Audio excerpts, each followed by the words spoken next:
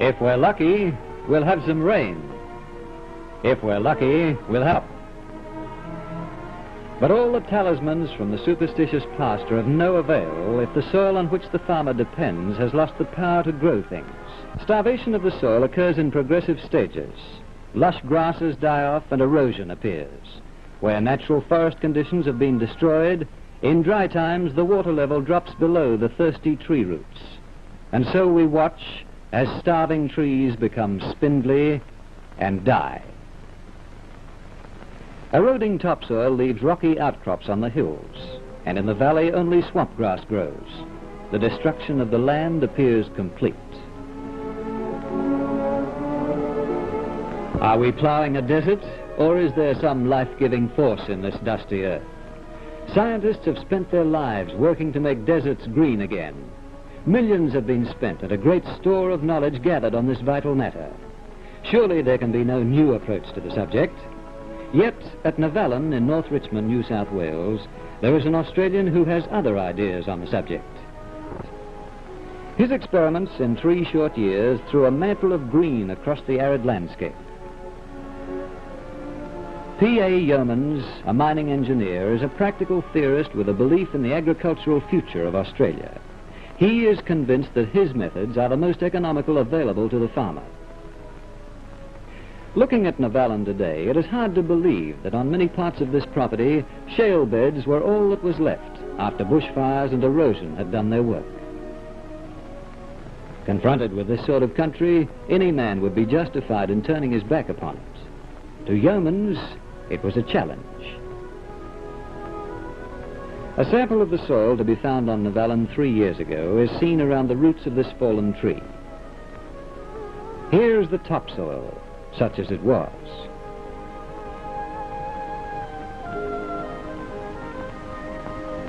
Here's the subsoil.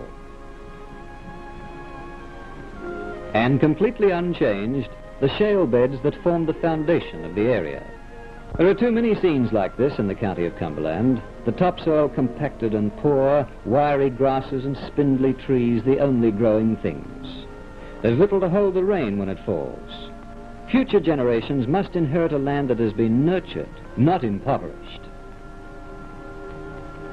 Yeomans in the earth, if only sunlight, air and moisture can be made to act on it. A valley like this, in a good season, would receive 8 to 10 million gallons of water.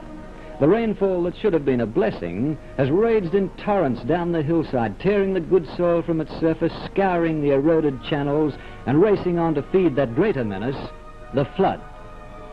And after a good season, all that is left for the farmer.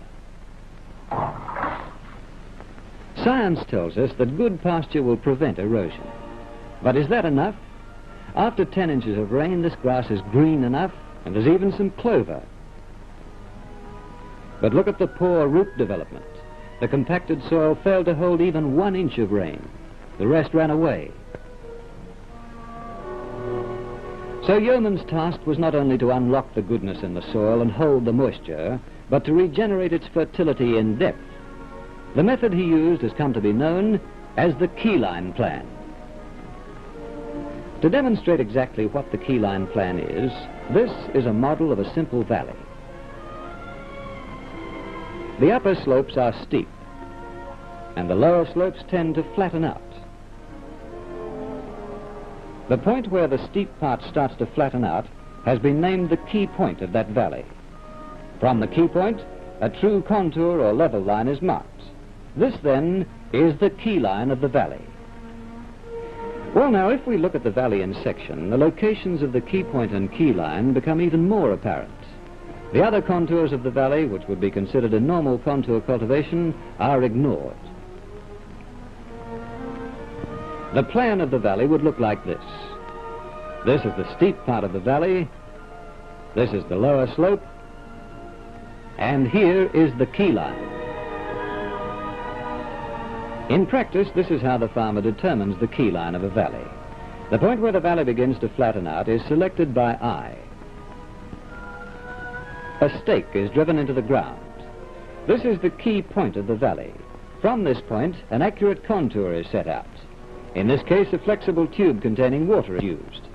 One end of the tube is moved up or down the hillside, and the operators call the readings until the level is established.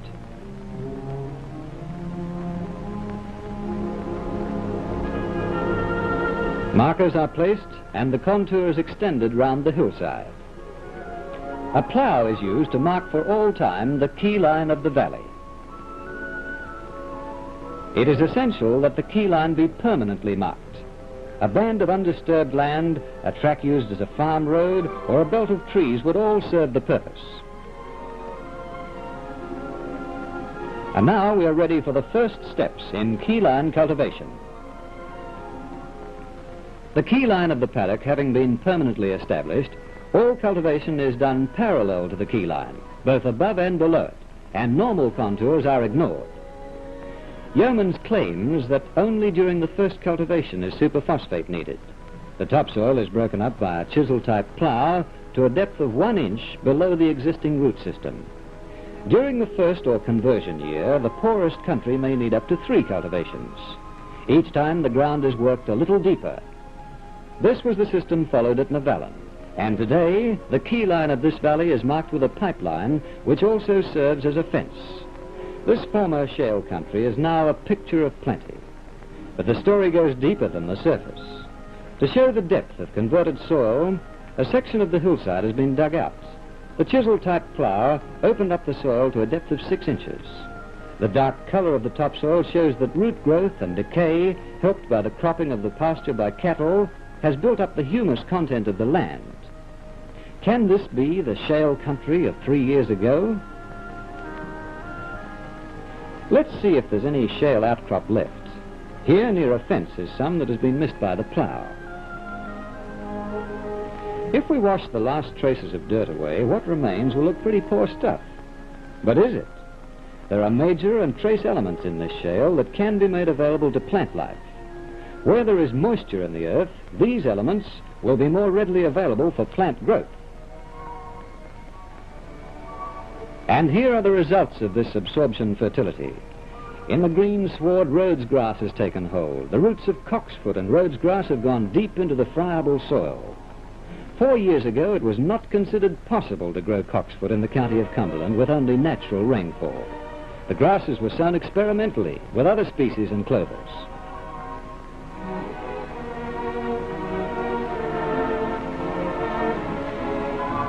And here is another remarkable thing.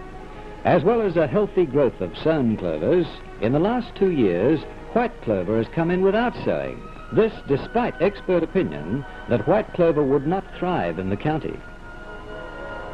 These leguminous plants store nitrogen in the nodules on the roots, and this nitrogen becomes available for plant growth. As the pasture is grazed, the humus content is built up in the soil. This natural cycle of growth and decay is the most economic method of increasing the physical fertility of the soil. Another indication of soil fertility is the earthworm count. Earthworms not only increase the aeration of the soil, but they improve the physical condition of the soil.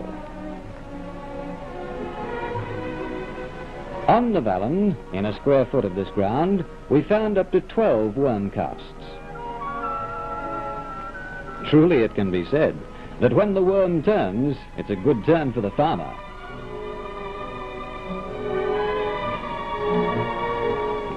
On Nevallen, the land yielded an increased return in the first season, and today the soil is deep and highly fertile. The property has been used exclusively for fattening cattle. Previously it was so poor that 20 head were not able to survive.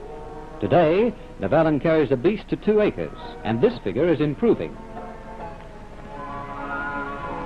Keyline also affects the location of storage dams. Because the key point of a valley is the point where the slope begins to flatten out, it is the logical place to build a storage dam. A sudden storm can send up to 500,000 tons of water onto an area of 1,000 acres. Much of this water can be conserved. This Keyline dam is the smallest of a number of irrigation dams, and it conserves water from the slopes above the dam. An earth wall construction, it holds nearly 4 million gallons. Being high above the main pasture area, This dam is fitted on the down valley side with a 4-inch pipe and gate valve. On the larger dams, 8-inch pipes are used for effective irrigation on all types of country and for complete flood control. Keyline dams are economic because the water is always available under pressure for instant use. Yeomans maintains that for every £100 spent on this type of dam in undulating country, the value of the property is increased by £1,000. As we've seen, the higher the dam, the more economically can the water be used. But the seepage from the upper slopes and storm rainfall must not be lost. So a large dam is usually located near the lowest boundary fence in the valley. These dams are a safety factor in the event of a long drought and should be as deep as possible. With Keyline, we know exactly where to place our dams for maximum benefit. Keyline also sets the pattern for tree planting. From the beginning, trees influence the plan of the whole farm. Farm roads can follow the trees on the Keyline. Trees form windbreaks where stock finds shade in hot weather and warmth in winter. These trees also act as a protection for the pastures. As the stock will only move over the grazing land to feed, the soil is less trampled and compacted. All farmers know that trees have a place on the farm, and Keyline provides the plan.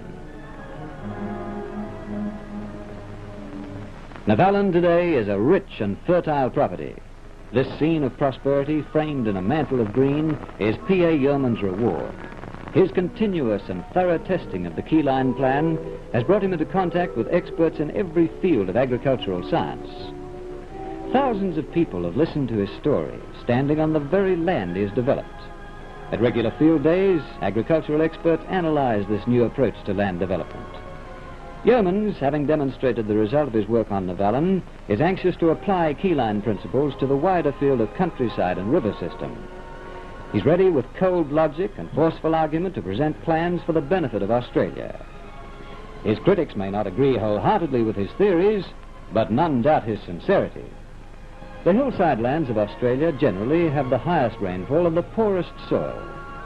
If Keyline can provide the means to conserve the moisture cheaply and rapidly build up soil fertility, surely it deserves the closest investigation by every thinking person.